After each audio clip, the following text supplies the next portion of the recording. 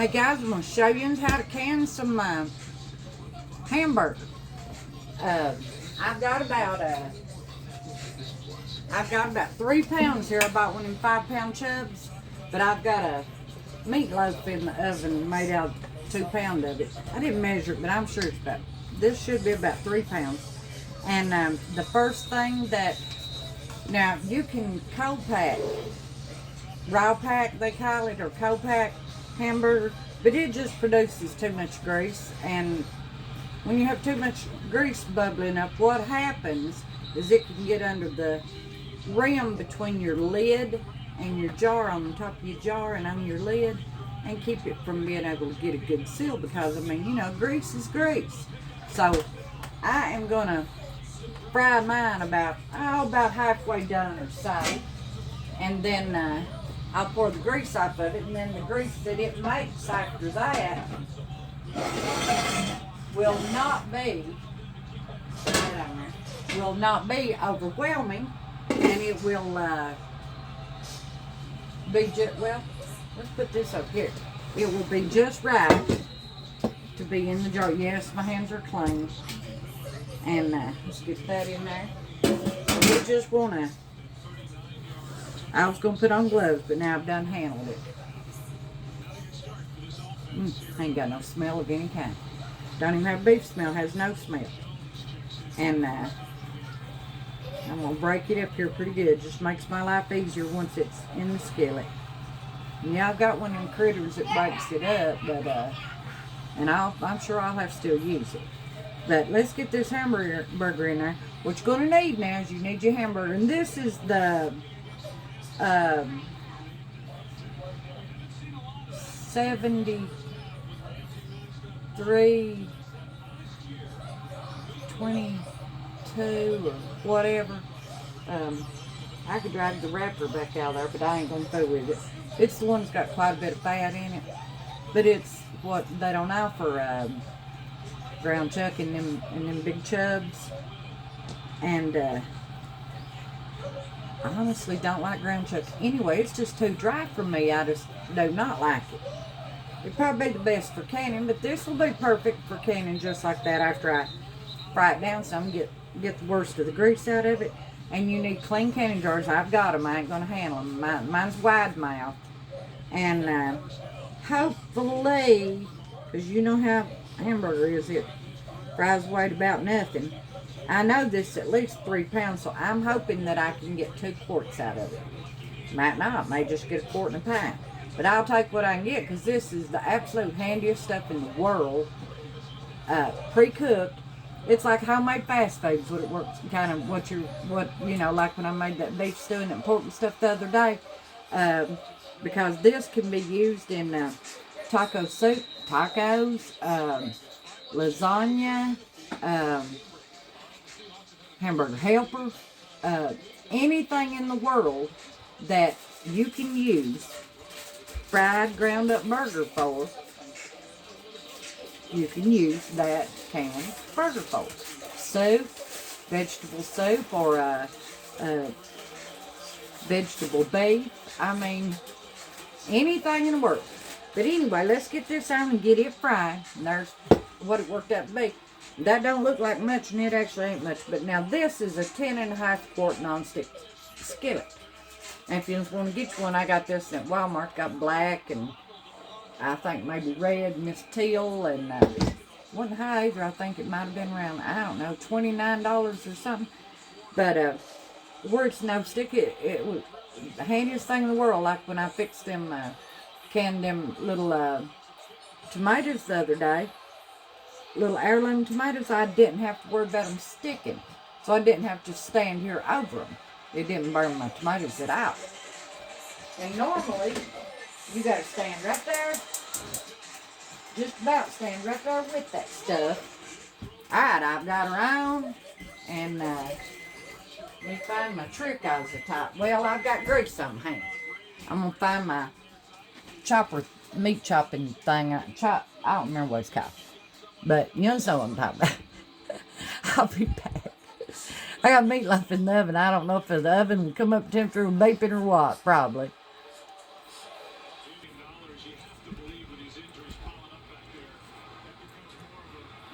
Alright, here's where the hamburger's at.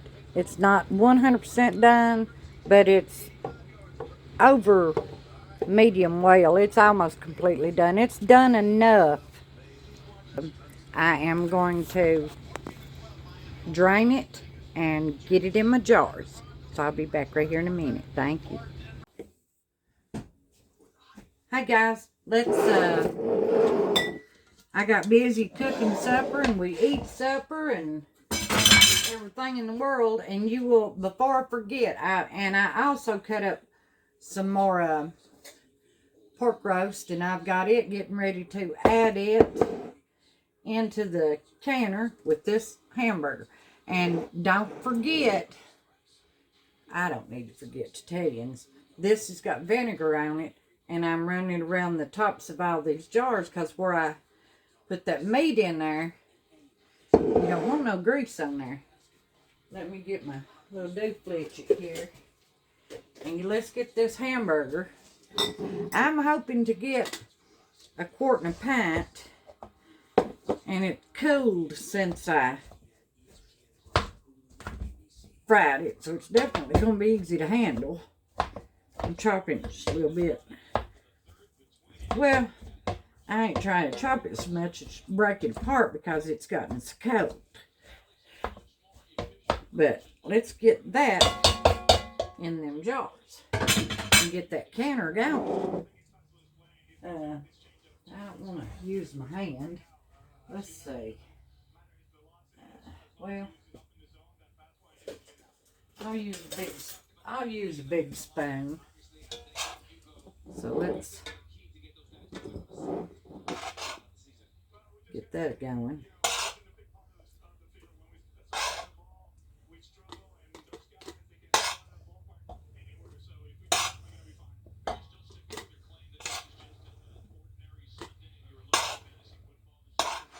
I'll set it down and work on, push it down in there and get it as long as little air space as we can have. And I also wanted to talk to y'all a little bit. Now, you don't add liquid when you're cold packing or raw packing. Unless, like the other day now, I added liquid to that beef stew. But that was as lean a meat as you'd ever want to see. And it couldn't produce enough of its own juice. The only way you want to add juice is if you're hot packing, or I think that's right. I don't want to tell you wrong. Hot packing, yeah. Or it's so lean like that beef stew was. Other than that, you don't have to add no liquid. It will make its own. And if it don't make enough to come all the way to the top and cover every little speck of meat, now that don't matter either. Because that meat's canned. It's fine. It will not spoil. Now, I mean, where it's out of the water, it might not be pretty to look at, but it will not spoil. Good, I think it'll hold another bite. And I'm not going to add, I could actually probably add a little bit of beef stock or something to this since it cooked, but I'm not going to. There's the burger I've got in there. And there should be enough here for a pint. I never thought to have me a pint jar out. Let me get one.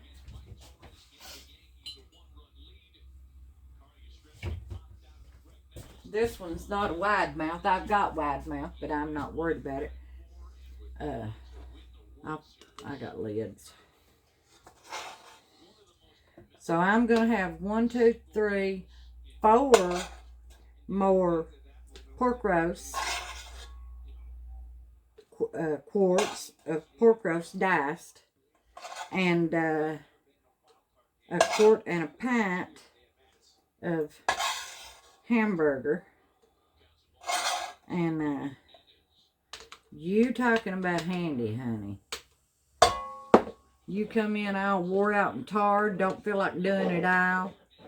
You can have tacos ready as fast as you can dump this out of the jar, heat it up in the microwave. You can heat it in the microwave right in the jar, by the way. And as fast as you can get your vegetables cut up, shredded, and you're ready for taco night. And when you make your meals in advance like this, you don't have to dirty it, but just whatever you're gonna be using, what you would have used anyhow.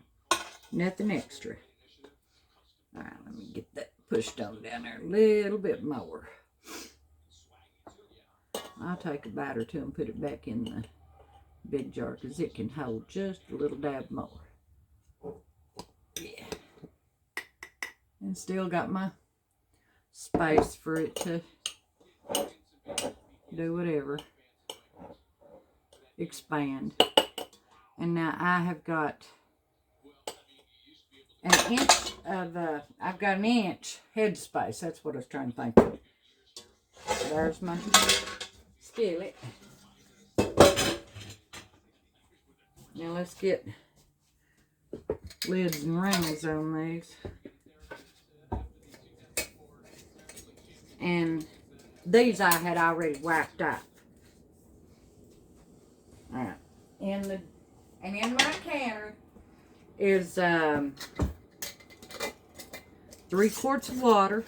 You just want to finger tighten them. It looks like I'm killing them, but I always give a little test on a knife to see where I'm at. Excuse me. There's that one. That's 3. Let's get this hamburger. That's 4. I could add some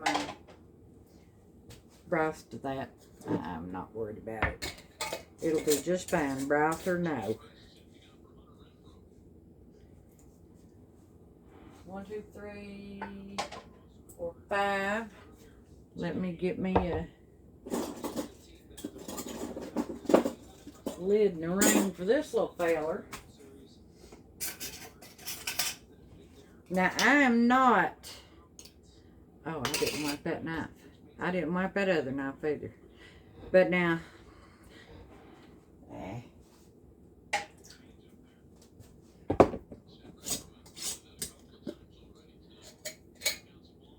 let me not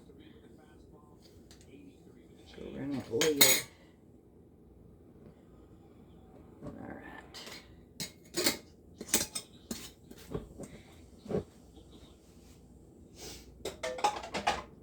And I don't think I had wiped this one. But I had definitely wiped the other ones. I just don't know if I wiped that one.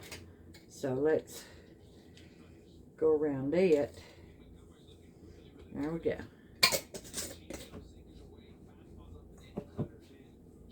And now them pork ones will be plumb full of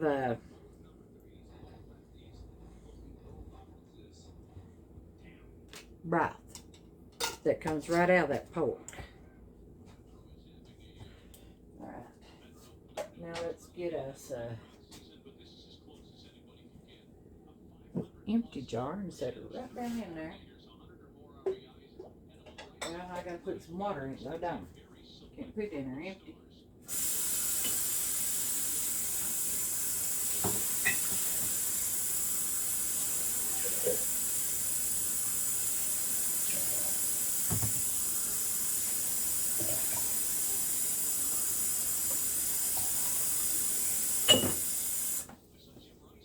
There we go. Number 1, it would float. We don't want that. Don't want to break a jar. And the more air that's in the jars, the more air that the canner's got to get out of there before it can start doing its job. So let's get her on there. And everything in that jar, or in this canner now, started cold.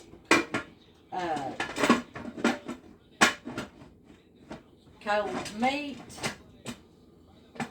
Well,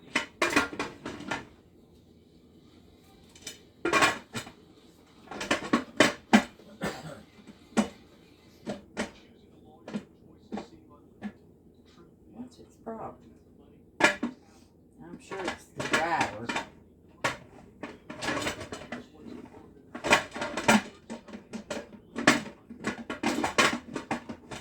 Well, I ain't never in my life. What in the world?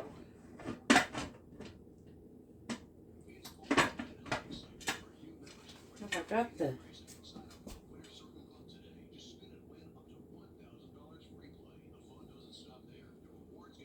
Have I got the wrong lid or something?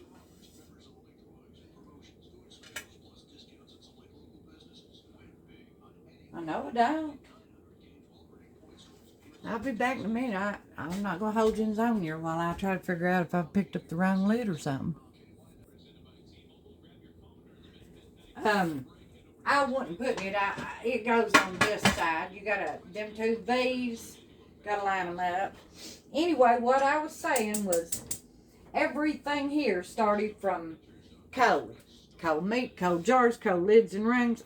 They're clean. Everything from cold. And let them come up to temperature all together at the same time. And now I will cook this. Oh, that don't go on yet. And mine is, I'm glad I've seen that. 10 pounds of pressure for my elevation. I'm about 1,000 feet above sea level, so I will use 10 pound of pressure. And there, that one's worth 5.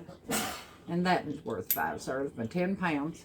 And I will let it start boiling, and once it starts blowing, venting steam out the top good in a steady stream, then I will count for 10 minutes. And once 10 minutes is up, I'll put my weight on it.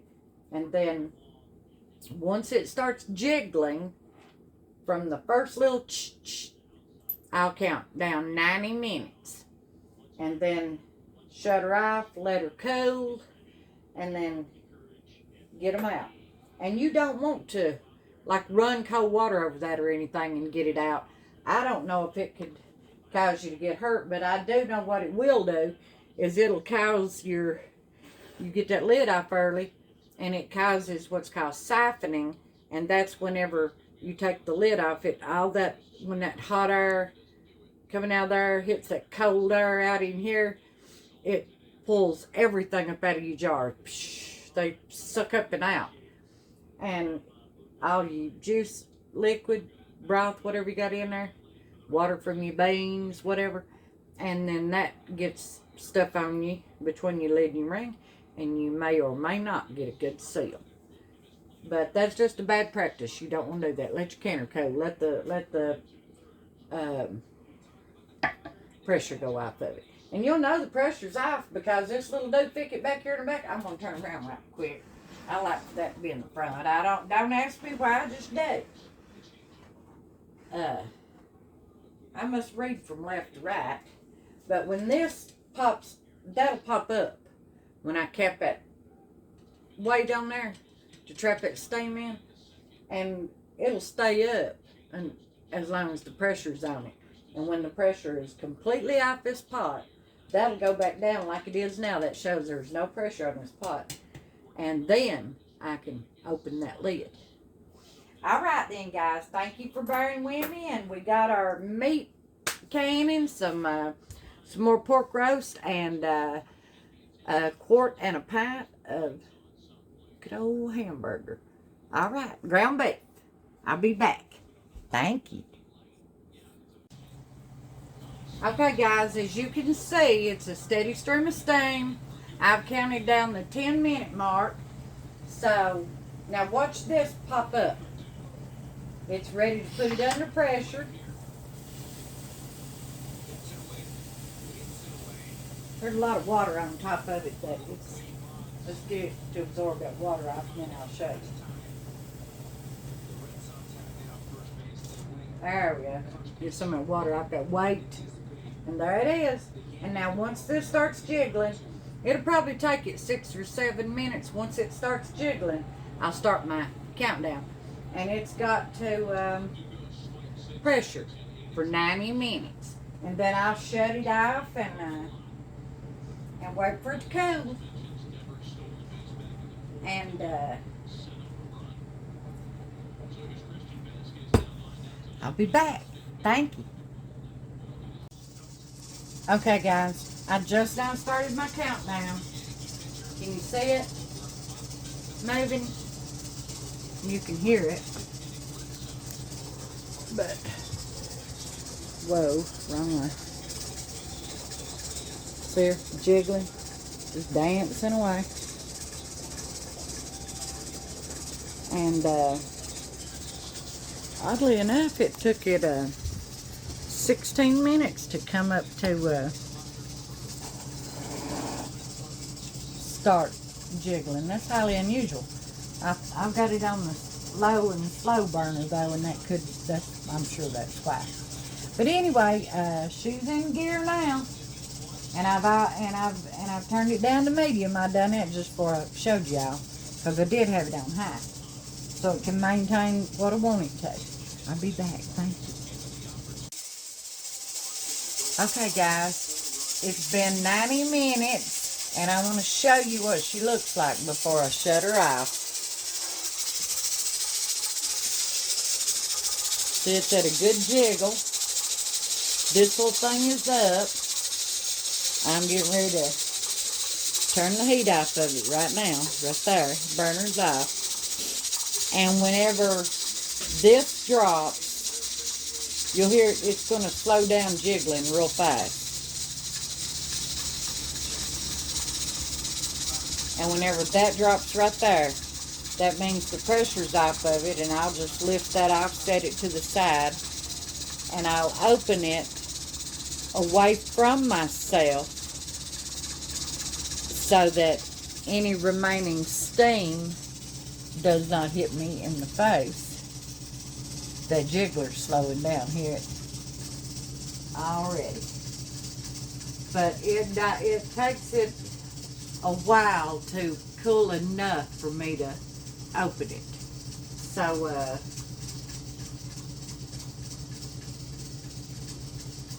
I may just leave her sitting there till in the morning. I don't know. It's getting pretty late and I got to get up early. If it cools off enough to open it before I go to bed, if the pressure's off of it, I'll open it. And if it ain't, then I'll open it in the morning. Either way, it'll be fine. It could just sit there and cool in the can. To see, it's just about. It cools, loses steam pretty quick. See, it's quit jiggling. But now it's still under pressure. See, that's still up. Just because it's quit jiggling, it's still plumb full of steam. It'd be a real bad idea to touch that. When this drops right here, that means the pressure's off. Thank you all for putting up with me. And hopefully it'll cool off enough for me to open it before I go to bed. But if it don't, I'll open it in the morning. It'll be fine sitting right there where it's at. All right, thank you guys. Guys, it's been sitting about half an hour. Let's look at it and see where we're at.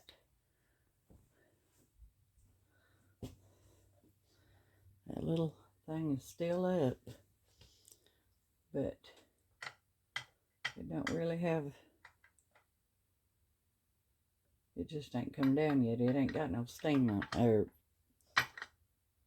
pressure in it anymore.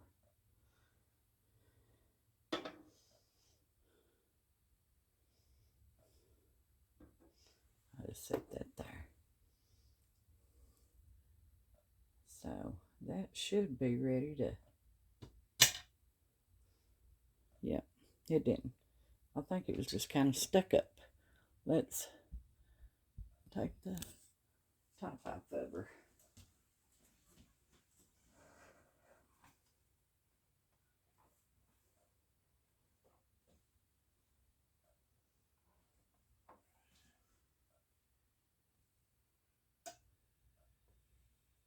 Yeah, it's still got some, see it coming. I see a little bit coming out. I can hear a little bit still in there.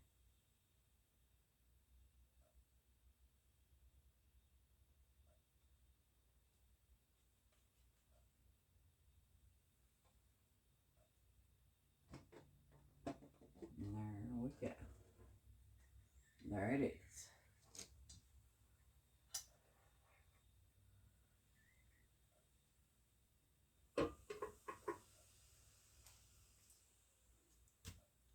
Now let's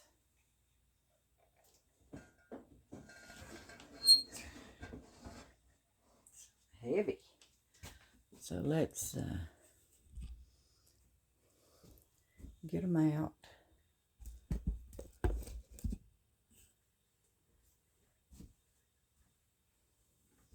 We'll put them right here.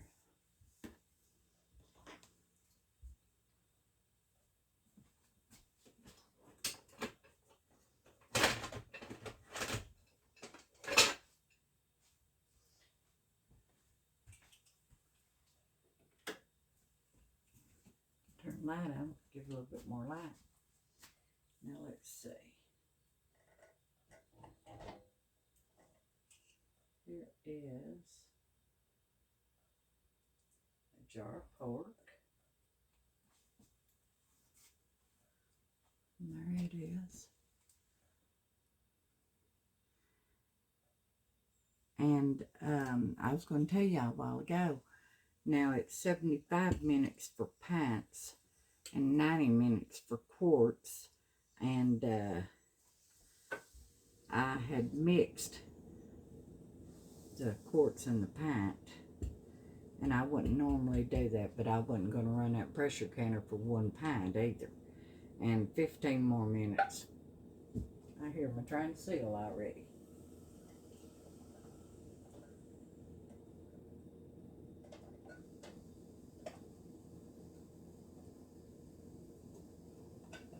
Another quart of pork.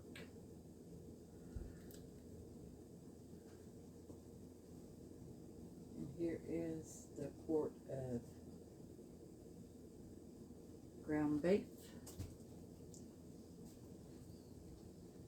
And it's cooked way down.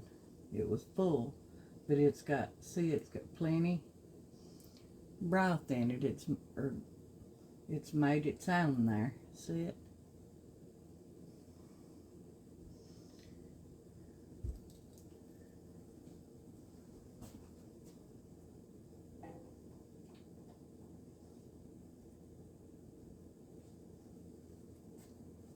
There's another quart of pork.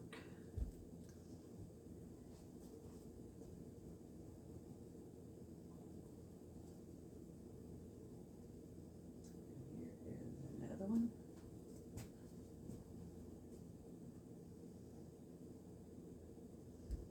Sit that right back there. And here is our pint jar. See it? And it's got plenty broth in it. And what I wanted to show you was down inside there how clear that water is. It's still, see, ain't nothing in it, just clear water. And I hope y'all enjoyed the video, and I hope it helps somebody that needs to know how to can meat or wants to know how. Then that other one's just an empty jar. I had it for space. And we got 1, 2, 3, 4 quarts of pork and 1 quart of hamburger. And here is our pint. I appreciate you guys, and I thank you for watching and commenting and encouraging me. And until next time, thank you.